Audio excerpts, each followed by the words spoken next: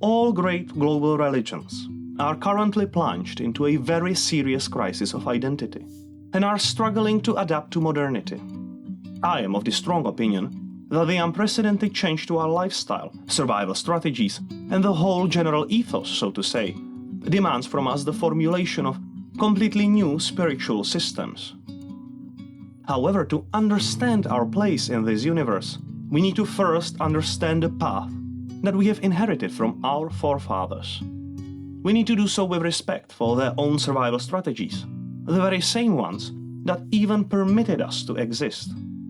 But one also cannot refrain from pointing out the mistakes they made, and from analysis of once successful strategies, which are perfect for their own times, but are most definitely misleading and evolutionary maladaptive in our new world. And despite the oh-so-tolerant teeth-grinding of the post-colonial, post-modern, post-reason, post-people, I have the audacity to claim that in this context, the most important element of our religious, philosophical and spiritual history is the Catholic faith and the Church. A superficial critique of this issue was already formulated, for example, by the atheistic perspective, whose misunderstanding of humanity and shallowness is so profound it could be mistaken for depth. But in reality, the history of Catholicism is an incredible story of oxymoronic juxtapositions, dualities and inner conflicts, disallowing any simple evaluation. On one side, we have the story of corrupt spiritual mafia, building its monopoly on the human soul. On the other side, we have such miracles as the rescue of European civilization after the fall of Roman Empire, or, ironically, a lion's share in laying down the foundations for modern scientific mentality. Any philosophical ethos is like an arrow shot through time. Its main features, the material or size, are already a done deal when it is flying through the air. Its trajectory, force and movement are derived from the moment when the archer drew his bow, at the beginning of the whole process. In some sense, an arrow spends most of its life cycle with firm, predestined goals that are, nevertheless, locked in an eternal conflict with turbulent and incalculable powers of nature and complexity. And therefore I have decided to create a whole series, History and Failure of the Catholic Church, in which I will go age by age through the story of this philosophical arrow, so that we can understand how it was made, how it was shot, and how it flew through time and brought us here. If you find this interesting, you can subscribe and venture on this journey with me. In our first installment, we will look at the very beginning, when the fundamental form of the arrow was forged and assembled in the workshop of the Roman Empire. Welcome to Magnae Mirare.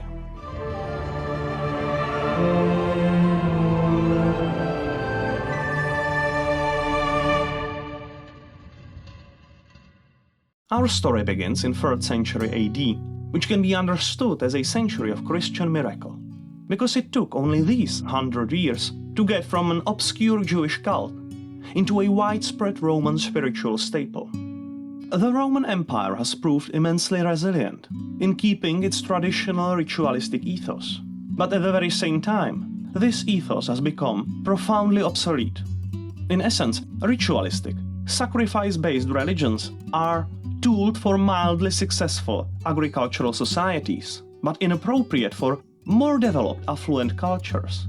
If you are interested in the topic of religious evolution, you can watch my previous video. It can be understood as a sort of prologue or prequel to this series. Now it suffices to say that by later developments, Roman polytheism became a stale, institutionalized series of rituals which had no profound meaning for the personal spirituality of an individual. These rituals were performed without understanding and largely through a massive inertia and thanks to connection to Roman identity. Most priestly roles and institutions have become political offices, and their value laid in the prestige they brought to specific, otherwise secular politicians. Dedicated apolitical priestly orders, like Flamines, became a confusing obscurity of unknown gods, incomprehensible rituals, and labyrinthian rules. They were, for example, not permitted to touch yeast, goats, or beans. This situation led to a search for a spiritual alternative, which is corroborated by the number of Eastern mystery cults like Mithraism. These cults were often anti-materialistic, trying to find answer for people who were not fulfilled by the simple material success of Roman society. They were in search for more profound ethical and spiritual principles that could guide their life. In this growing demand for new ideas, it was eventually Christianity which proved itself to be the most successful, and reasons for this have become a widely debated topic. My personal understanding is that there is a whole series of important factors that made Christianity immensely evolutionary and economically adaptive. First, Christians were pretty great at organizing their different communities and churches, which is arguably a heritage of successful missionary activities performed, for example, by the Apostle Paul. Their pro-social ethics were simply good at keeping communities cooperating, and this was achieved through a solid focus on harmony between different societal classes. The teachings make a whole new place for the poor or women, and the obligations that the society has to them. Also, roles of other marginalized groups like prostitutes, slaves, or lepers were re-evaluated. This pro-social focus makes cooperation easier not only in the location of a specific community, but also forms a wide Mediterranean network, where a Christian merchant could travel, for example, from Carthage to Alexandria, and still find people who upheld the same morals, and therefore could be trusted to do business with. A second Christian feature is an immensely interesting philosophical maneuver of weaponizing the traditional Roman concept of sacrifice against Rome itself. The story of personal sacrifice of Jesus, the sacrifice to end them all, forms a very vocal narrative end to the age of agricultural ritualism. Mythologically, it feels like a neat closure for a society that subconsciously knows it is time to move on. However, in its most developed form, this weaponization of sacrifice manifests as a profound drive for martyrdom. Christianity, being at odds with Roman identity, was of course persecuted to some degree, but the Christian narrative of martyrdom and the immortal soul transcending material suffering proved itself to be a superior philosophical strategy. They simply took the traditional Roman sacrifice to the gods and publicly, before the eyes of the people, gave their own life for their own beliefs, which bears a very charismatic impact in the context of Roman society. And finally, as opposed to classical Roman mystery cults, Christianity did spend a lot of energy on efforts to make itself transferable to general population. While the mystery cults based themselves on secretive initiations, the Christian Church opened the first levels of initiation to the wider public through simplification of its teachings. With the possibility to gain wide general support of normies, Christianity had, of course, a much bigger impact than the elitist mystical cults of few selected individuals. I will talk more about this tooling of the teachings toward the general public in later chapters. And so, both through economical advantage, through profound personal sacrifices, and through specific strategies to convey its message to common people, by the beginning of the 4th century, we are talking about a completely different world. Despite the tantrum thrown by Emperor Diocletian in 303, known as Diocletian persecution, just 3 years after, in 306, Constantine the Great started to slowly ascend to rule the Roman Empire, and was later to become its first Christian emperor. This meant newly formed sympathies and benefits for the Christian faith. But it also meant that now, officially accepted by the establishment, it had to give something in return. It had to institutionalize in a way that the establishment liked. The ascension of Constantine the Great represented a breaking point for the Christian faith. It was the moment it could enter the official mainstream, and it speaks volume just how much later church mythologized this issue, for example in the Carolingian hagiography Vita Sancti Silvestri, or in a forged document named Donation of Constantine, which will be theme for a later episode. On the other hand, this issue of entering the mainstream is so controversial and defining for Christian identity that it became a consistent point of critique made by proto-reformist movements throughout the Middle Ages and by later early modern Protestant and Enlightenment narratives. Constantine truly did favor the Church in an unprecedented manner. He emancipated Christianity in the realm and gave the Christian priesthood the same privileges that were until now granted only to older polytheistic cults. He was also incredibly generous in bestowing properties onto the Church and building many new places of worship. But with these favors came also demands, or at the very least, certain pressures.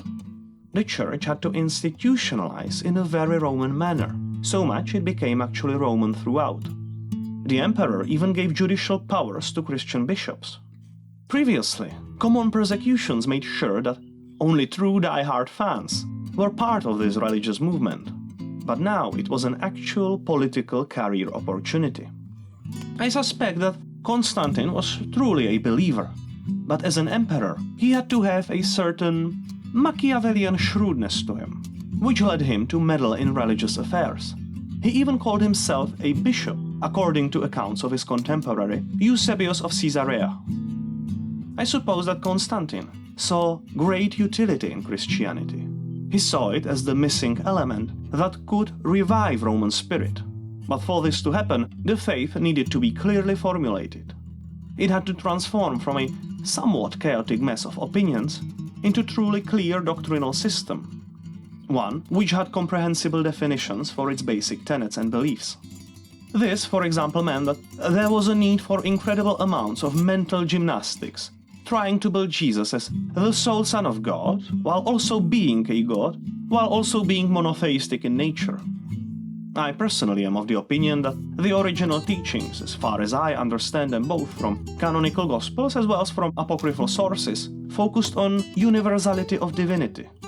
Jesus was performatively talking for the ever-present divine spark, but his message was targeted to everyone, and not with the goal of making himself the sole representative of the divine essence in this world.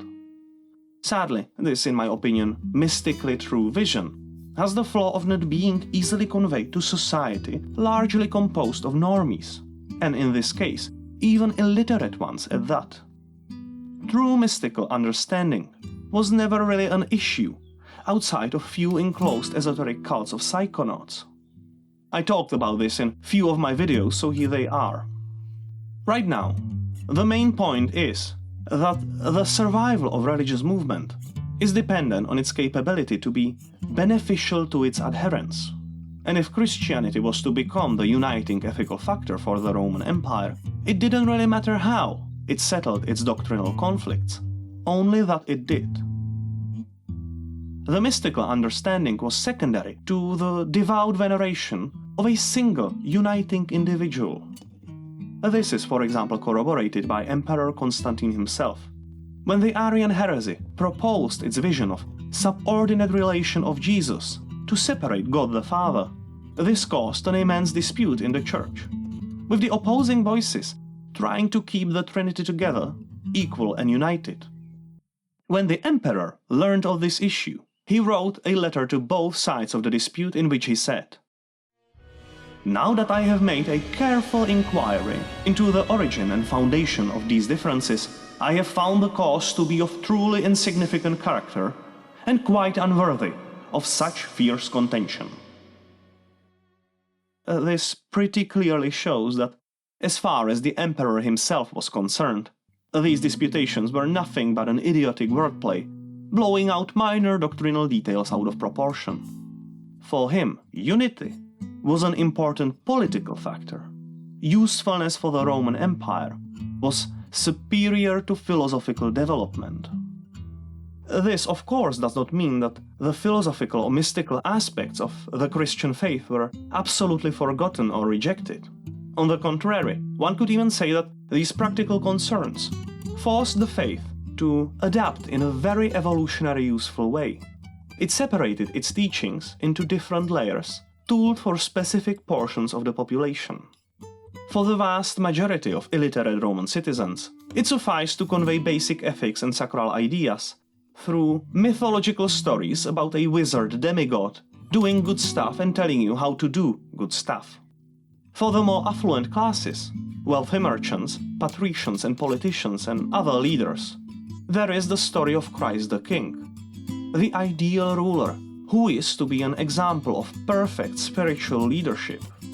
And this approach was coincidentally developed during these times, for example by already mentioned Eusebius. All of this happened under the influence of dealing with the Christian emperor. And third, mystical material, which is always in some form present as the core of any spiritual movement.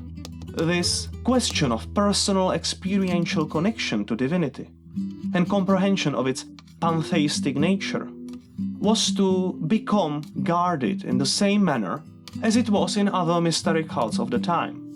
It was to be monopolized by selected individuals of inner clerical organization. You can think of it as continuation of ancient shamanism, but in much more sophisticated manner. On one hand, I of course feel a great deal of disappointment for this spiritual obscurantism. On the other hand, don't cast your pearls before swine is a truth firmly present both in Christian Bible and in practical life. Nonetheless, this monopolization of the mystical, necessary as an adaptation for the times of the early church, will be a recurring issue as Europe develops and more people become literate. This specific adaptation will result in the church being continually at odds with its own success in colonizing, civilizing, and educating Europe. Anyway, in his quest for a unifying ethos, the emperor organized the first ecumenical council, meaning general, in the city of Nicaea in the year 325, whose task was to build formalized tenets of the faith and decide what shall be henceforth known as the truth and what shall be deemed as BS. Again, remember, with the goal of building useful faith for the empire. This council produced the Nicene Creed, which you can understand as the most boiled-down basic doctrinal message, containing all the fundamental concepts that you can use to define what being a Christian means theologically.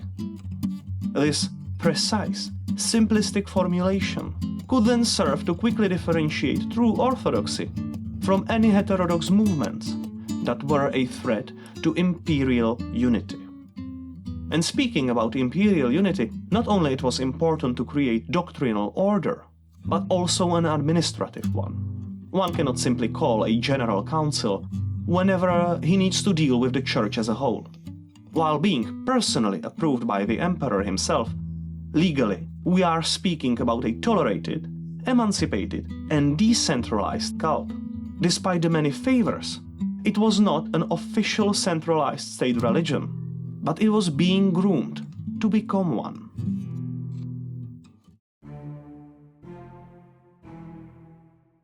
The church of the time was this decentralized organization, divided into several regions led by bishops. These bishops then communicated with each other as equals. Regional churches were based upon the missionary activities of original apostles, for example in Rome, Anatolia, Antioch, Jerusalem or Alexandria. In theory, at this time, imperial church was not hierarchically divided on this level, but as always, realistic considerations precede ideals. Thanks to the missionary activities and subsequent martyrdom of both Apostles Peter and Paul in the imperial capital of Rome, this specific region acquired symbolic prestige. Apostle Peter, who founded the local bishopric, had been given certain, albeit debated, primacy amongst the rest of Jesus' successors. And thanks to the apostolic succession, which is an unbroken chain of inheritance from the church founders to all subsequent bishops, the Bishop of Rome was an heir to this legacy. However, practically, even greater importance played the closeness of this bishopric to the imperial administration. Due to this simple fact of reality, it started to command more authority than its symbolic equals. Since the whole push to build the united imperial church was a political decision, it just made more sense to take the opinions of Roman religious authorities as more significant than, for example, those coming from the smaller distant bishopric of Jerusalem, despite it being the original holy city. The situation started to drastically change after Constantine in the year 330 moved the capital from Rome to the newly rebuilt city of Byzantium, which was renamed to Constantinople. And again, for very trivial political reasons, this elevated the local church and formed the Patriarchy of Constantinople. On one hand, this meant that the de facto primacy of Roman bishopric was threatened by another actor. But on the other hand, the Patriarch was from now on always closely linked to imperial political whims, Caesaropapism in practice, while the Roman bishopric was, essentially, freed of many of these influences. This situation is incredibly important for understanding the later development of papacy and Catholicism. The Roman Church was able to get all the privileges and benefits from being formed in the capital city, but very soon it was left to develop on its own amidst the decaying institution of an old abandoned town which lost its political glory.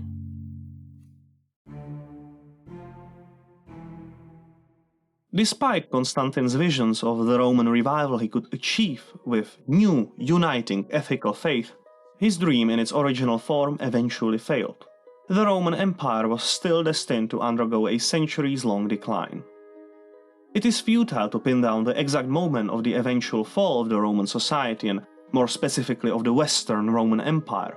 This was a gradual process of growing decadence, increasing administrative failures, and ramping external threats. Instead of thinking about a specific moment, we can conceptualize it as a slow decay of institutional functions. For the general public, the Roman Empire was sort of eternal. It was always here, and it was always to be here. But increasingly, it was present in name only. In the middle of this slow dissolution stood the Western Christianity, organized under semi-autonomous Roman bishopric. As the surrounding actual political organizations failed, soon the only reliable institution which managed to keep itself in order was the young and capable church. It became the de facto inheritor of the Western imperial authority, solely through the fact that, in the end, there was simply no one else actually seriously claiming institutional relation to Rome itself.